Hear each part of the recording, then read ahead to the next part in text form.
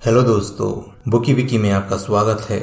इस वीडियो में हम the power of your subconscious mind के चौथे चैप्टर के विषय में बात करेंगे। चौथे चैप्टर का नाम है पुराने समय में मानसिक उपचार। दोस्तों, पुराने जमाने में पंडित मरीजों को नशीली चीजें खिलाकर हिप्नोटाइज कर देते थे और मरीजों को यह बोला जाता था कि सपने में उन्हें ईश्वर दिखाई देंगे और वह पूरी तरह से ठीक हो जाएंगे। इस तरीके से बहुत से मरीज स्वस्थ भी हो जाते थे। कुछ अजीब तरह की तरकीबें भी अपनाई जाती थी, जैसे गंधरस को छिपकली के साथ मिलाकर चांद की रोशनी में रखते थे।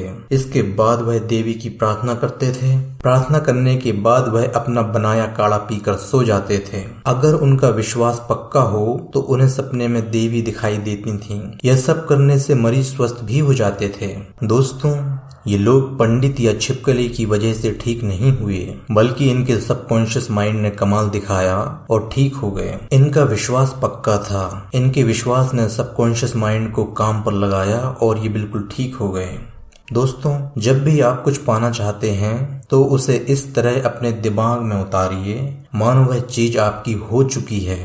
वह दिख नहीं रही, परंतु आपकी मनोकामना पूरी हो गई है। दोस्तों, अगर आप अपने मन में एक बीज बो रहे हैं तो उस बीज में फल भी जरूर अंकुरित होंगे। विश्वास बहुत ही ताकतवर चीज है। लेखक इस बुक में बताते हैं कि ईसा मसीह के पास कुछ अंधे आदमी आए। उन्हें ईसा मसीह पर पूरा विश्वास था कि वह उनकी आंखें ठीक कर देंगे।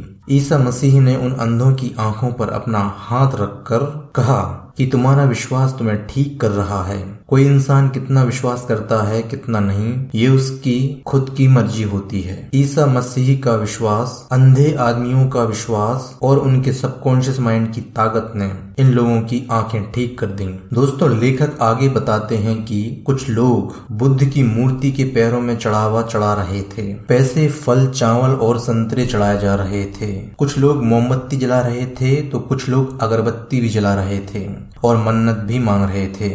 और दोस्तों, लेखक ने एक युवा लड़की की प्रार्थना सुनी।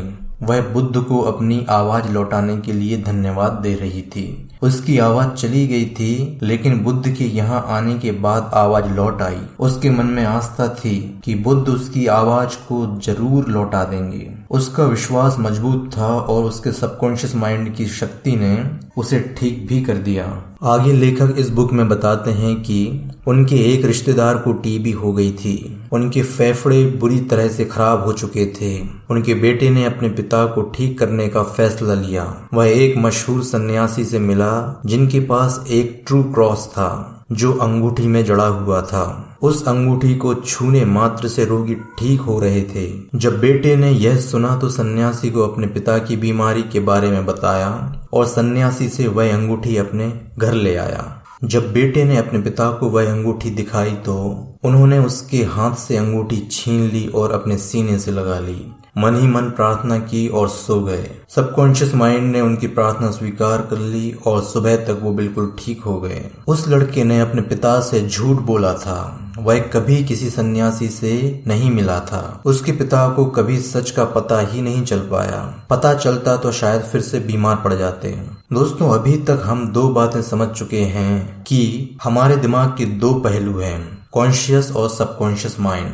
सबकॉन्शियस माइंड हमारे शरीर के हर पुर्जे को चलाता है और कंट्रोल भी करता है। साथ ही हम सबकॉन्शियस माइंड को नए नए सुझाव दे सकते हैं, क्योंकि वह हमारी हर बात सुनता है और मानता भी है। दोस्तों, अगर कोई सम्मोहित स्थिति में हो और आप उससे कहें कि उसे बुखार आ रहा है, उसका चेहरा लाल हो रहा है, तो दोस्तों ऐसा ही होगा। उस व्यक्ति को सच में बुखार आ जाएगा और उसका चेहरा भी लाल पड़ जाएगा। और अगर आप किसी व्यक्ति को कहें कि उसे लकवा मार गया है तो वह सचमुच चल नहीं पाएगा।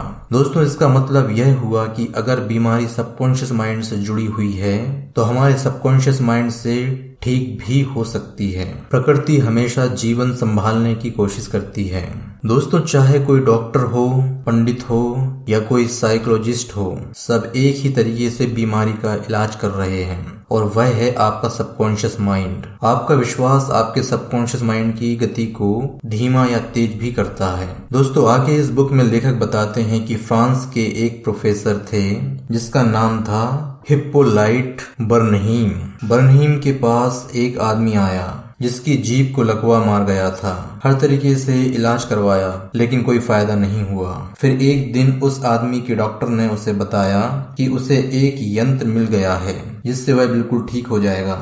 इसके बाद डॉक्टर ने उसके मुंह में पॉकेट थर्मामीटर लगा दिया और वह आदमी सचमुच ही ठीक हो गया और कुछ ही देर में बोलने लगा। बरनहीम बताते हैं कि उन्होंने एक मरीज की पीठ पर डाक टिकट चिपका दिया और उससे बोला कि उसे पीठ पर फोड़ा हो गया है। उसने यह बात अपने सबकॉन्शियस माइंड से सच मान ली और उसे सचमुच ही उस जगह पर फोड़ा हो गया।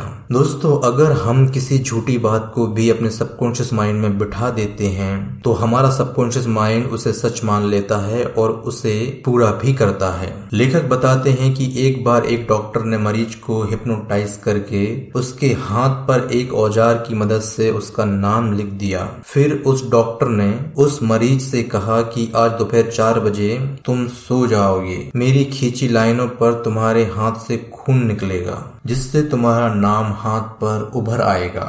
उस दिन मरीज पर नजर रखी गई। 4 बजे वह सो गया। उसके हाथ पर अक्षर चमकने लगे और कई जगह पर खून की बूंदें भी दिखने लगी। दोस्तों, हमारा सबकॉन्शियस माइंड सुझाव की शक्ति का पालन करता है और शरीर के सभी कार्यों पर पूरा नियंत्रण रखता है। कोई भी व्यक्ति अपने सबकॉन्शियस माइंड में जैसा सोचता है वह वैसा ही बन जाता है। दोस्तों, आज की वीडियो में बस इतना ही।